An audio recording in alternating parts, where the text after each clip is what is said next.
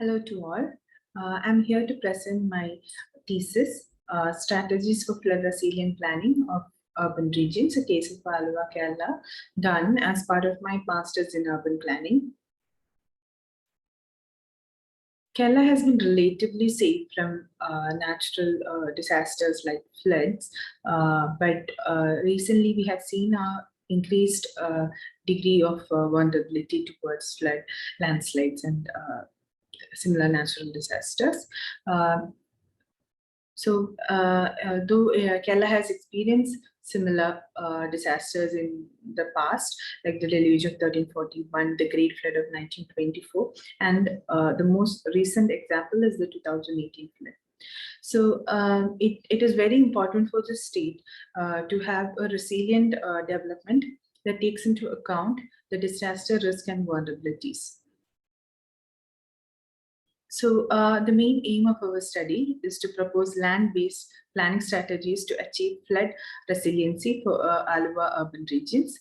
The objectives include assessing the adaptability of the existing land use by understanding the developments that stimulate the growth pattern and also to study the climate change impacts, and then mapping the critical characteristics that contributes to the vulnerability, and then by identifying critical vulnerable regions and then assessing their degree of vulnerability.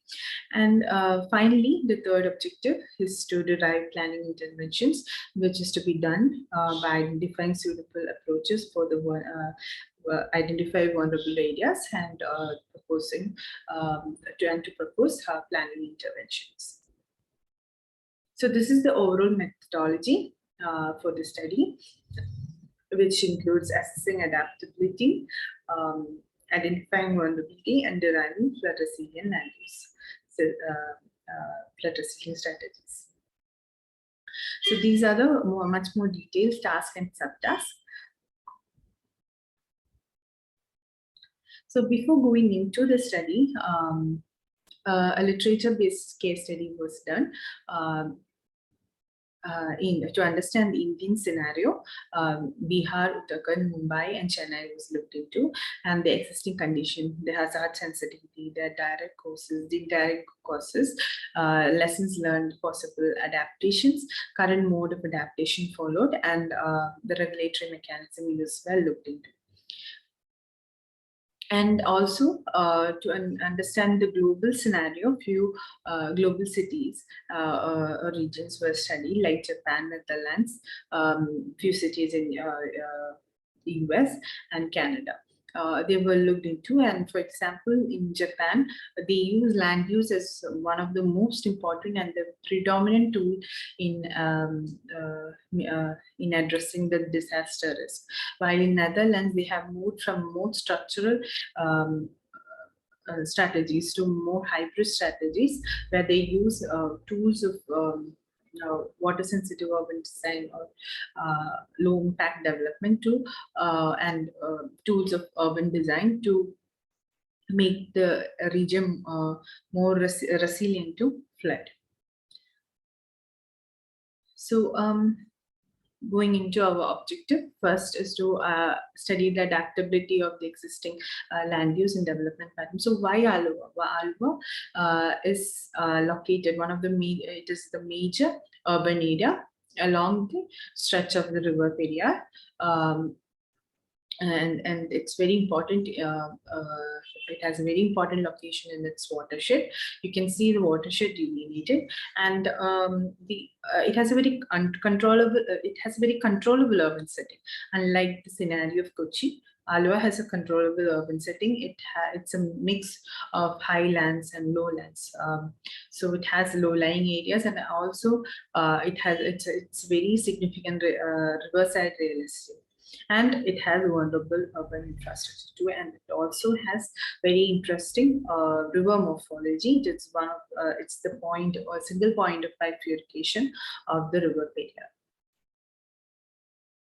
So the study area is delineated in three parts. One is the macro region, that is the Superior Basin, which we saw in the earlier slide, and then it's a sphere of influence marked here, that which includes the urban local bodies, and then finally the urban area of ALUVA.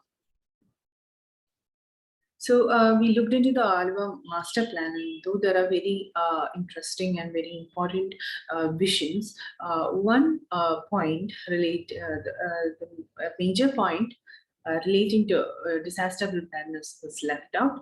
It being a very sensitive floodplain, a disaster risk informed master plan is very essential.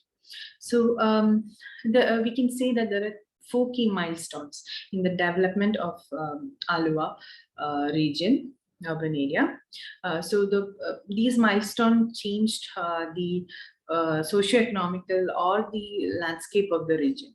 So the first major keystone milestone was the 1341 deluge, which bifurcated the river, which we know earlier as Turmia, into two, and led to the formation of this current PR in this current location, and also the formation of the sedimentation that we know as Manappuram, which has significant cultural importance. And then in 1930s, there was the Maharaja rallied for introduction of heavy industries in the downstream of Periyar, which included this area, and also connecting the land with the bridge. And in 1999, the introduction of the international airport, and then finally we can say that Kochi Metro has also had an impact. So if we look into the regions, we can see that the dominant urban characteristics. You can see that the northern part is mostly residential, while the southern part is a mix and more denser, and also has an old town located along the railway line. And it has more historical reflect historical settlement and so on. And the current situation of the drainage and there is congested bottleneck traffic in such areas, and there are several new residential complexes that has been flooded. So if we look into the change of land use, which is done by a land change model, we can see that a medium dense vegetation has suffered a major loss in terms of magnitude, while this is studied in terms of change between 2000 and 2020. So the built-up areas have increased the most. So most gain is in that change is in the build-up area, while water body is mostly affected by the increase or a shift in land use from water body to sparse vegetation. And also deforestation can also be observed in because the forest cover is mostly affected from its change from sparse change to sparse vegetation rather than change to medium dense vegetation. Also, you can see the change in the high land to low land. So the change in change towards build-up or the reduction of vegetation can be observed. So for the first objective, we looked into these changes or what stimulates the growth, and we developed a SWOT analysis based on the macro level and also based on the steady area level. So for mapping vulnerability, which is a second objective, this is the methodology used. Indicators were identified and they were overlaid. And then normalization of indicator values were done, and they were classified from very low to very high vulnerability. This classification is the range of this classification is based on various literature. So, the vulnerability is studied here in terms of physical sensitivity indicators and adaptive capacity.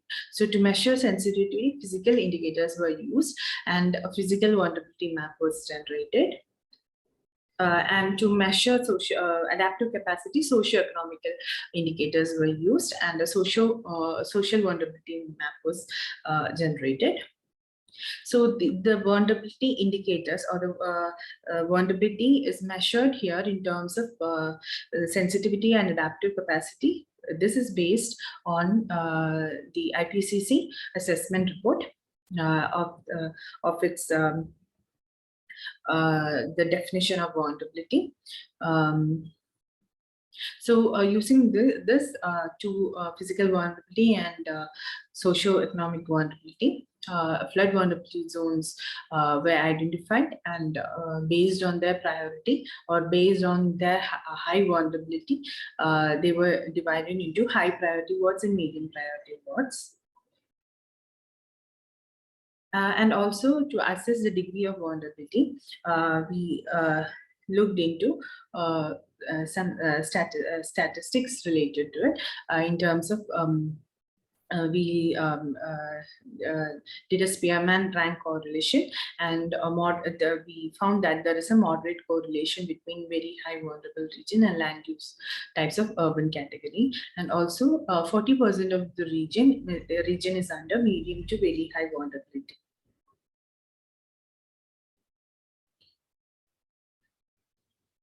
So after mapping the vulnerability, few wards were selected, and these the reasons for high vulnerability of these wards were looked into. For example, in Ward 2, we can see that it is in a very high proximity to the river, and there is a there's higher number of vulnerable population. So similarly, all these wards were looked into. So, to move into the third objective, which is the planning interventions, we can see that the major goal is to develop or restore a pre-development hydrological scenario, or much better. So we looked into the vulnerabilities, and the vulnerabilities showed us that there is a need for various different needs. The need is different for each of the different vulnerabilities, while the scale can also vary, while the approaches there can also be various approaches, and the solutions can also be different. So all this need a watershed-based development. Watershed-based development. So watershed-based development can be more aptly done if they are divided in various fractals or various levels. So the Peria watershed can be considered as the major watershed region, while the sphere of influence can be considered as sub-watershed, and the urban core area is a micro watershed, and much more detailed neighborhood level as the nano watersheds. So the structural flood control works. If we look into various approaches, we can see that there are many methods, like the structural flood control works, or non-structural flood control works, and also hybrid methods like LID, blue-green infrastructure, blue-green-gray infrastructure, etc. And all these have, all the hybrid methods have similar elements which are listed here, and their use are also similar, but then used in different ways and different depending on their needs. So if we look into our region of interest, we can see that there is you can divide the area into 3 zones of production based on the sediment production, transfer, and deposition. Our region lies in the deposition area. We can see with the deposition of sandbars, and also we can also see the change in land use from where in the coastland, sparse vegetation has been converted to build up, and in the midland area, the medium dense has been converted to sparse vegetation. This can be due to the urban sprawl. So if we look in the sphere of influence, which is the next hierarchy, before we looked into the watershed based level, while if we look into the if we look into the sub watershed based hierarchy, we can see that we can see the location of airport and also the location of the ALUVA municipality, and how the water connects these two regions. So if you look deeper, we can identify the streams that go through the region. Airport, certain streams have been blocked by the airport. So there are disconnected streams in certain parts, which has been disconnected either due to settlements or roads or bridges, etc. These are the anthropogenic disconnect. Then you can also see that certain the Chengalthodu realignment was done for the airport, and by realigning the creek, it had narrowed it, and this served as a distributary from the river to various irrigation channels. And you can also see various bridges and agricultural land protruding to the riverbed. You can also see the velocity of the river increases very highly towards the outer region. So this region experiences a high level of ponding. So, so if it is possible to reconnect these streams from point A to point C, it is possible that the amount of water going downstream would be reduced. That will significantly affect the ALUVA urban region. So it is the intention is not to flood the region, but to allow more infiltration of the water through already existing streams. So it is proposed to revive these channels and connect the disconnected channels for collecting the runoff. So if we look much deeper, you can see that there is a irrigation channel that runs from the Burdankette Dam and gets disrupted right at 647 meters from the bank. It gets disrupted due to the railway line it crosses, and also the highway it crosses. So you can also see a fault position marked here. So in the 1341 AD, a neotectonic movement along with the flood has occurred, and that is the one that caused the change in the river flow, which created the current course of river Periyar. So as mentioned before, if we look deeper and on site, if we check on site, we can see that that canal abruptly stops near the railway. So if we check the contour also, we can see a similar pour point kind of a location from a higher region to a lower region. So you can see that there has been a disruption. So if we look more into the fault lines and the paleo and the earlier existing river, we can see that there has been a river that was flowing in the northern direction, which was disrupted by the fault, the neotectonic fault change. So this river is still, this is a paleo channel, which currently does not have any water flowing through it, but this paleo channel, if possible, can be revived. So this can also connect various other streams that has been disrupted by this tectonic movement. So if it is possible to use, it is also possible to use a pumping mechanism in case of very heavy flood. And currently, this region is not populated as such, because it's mostly marshy land. Where there was a river before, it's mostly marshy lands. So we can segregate this region as a flood-prone region and allow the region to revive during flood times. So the paleo channel, which existed before 1341, could be revived using some mechanism. You can see the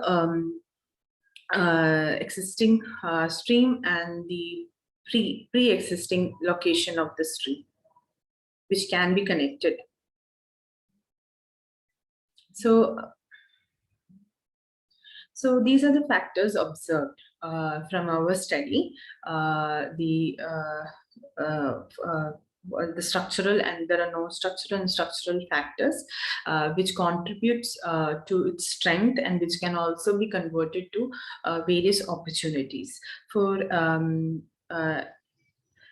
example, there is low elevation and slope. So it has varying topography, and these level differences can be utilized in collection of water. Similarly, these are the different factors, strength and opportunities. So this is the nano watershed in the region overlaid with watts. So, and also this map depicts the peak runoff. So peak runoff was calculated for various rainfall situation using SCS unit hydrograph method, and it was like most wards with high peak runoff was identified. So there are regions with vulnerable, not only the vulnerable wards, there are other wards which collect a lot of water. These are due to other factors.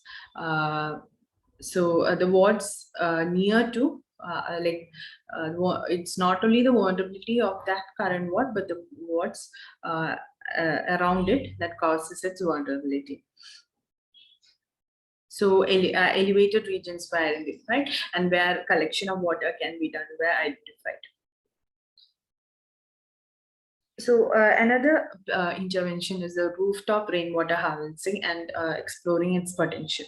So based on the occupancy type and our KMBR proposes that this much liter of water can be harvested. But it is not always practiced, or even if it is practiced completely, if all these buildings it is harvesting water, still the as per our calculation of our runoff, peak runoff, and the harvesting potential, the gap in the amount of water that is harvested is shown here. So there is a huge gap. So only 2% of the water, in case of really heavy rainfall, only 2% of water is being captured. So so we need more mechanisms other than rooftop rainwater. Rooftop rainwater harvesting alone cannot be a solution. So here you can see the peak runoff for different rainfall categories and the runoff water left after rainwater harvesting.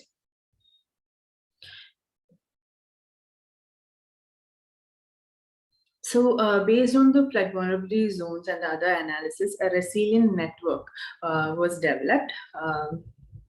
So this was all the elements that we mentioned before of the interventions, like retention basin, bioretention areas, tree buffer, the swales of intercepts, and all these elements of hybrid methods were utilized in this network. So these are the details of each of the specific regions. These are all methods that are that can be incorporated based on the specific site conditions. For example, the tree buffer around the coast, around the river banks, is a viable solution based on the current site condition of the region. Similarly, there are low-lying areas in this part, low-lying areas in certain areas, which can be connected to other low-lying areas using like percolative pedestrian pathways, etc. So based on each individual site condition, these have been specified. Similarly, different factors of the region. So disaster management should be in different phases. So the phases of flood resilient planning, we can see that flood risk management is done to avoid risk and to reduce. To avoid risk, we use preparedness and prevention, and to reduce risk, we use mitigation. So this ranges from macro to micro scale. So these interventions interventions can range from river management to micro watershed management in various scales. And there can also be different methods for the same. And the scale can also vary, and the time also varies based on the scale and so on. So if we look into a quick overview, we can see that the literature review was done for time-tested practices. Need for study was looked into. Area was delineated into 3-level hierarchies for scalability, existing conditions for development pressures, and so we studied the transition and exchanges, and then vulnerability of the region was studied, and then we looked into interventions based on the needs.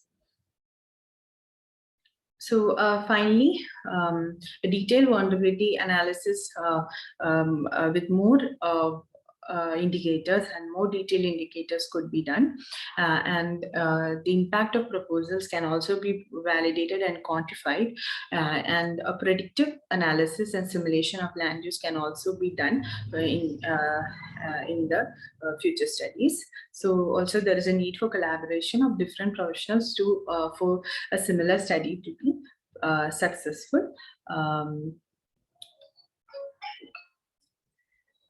Thank you.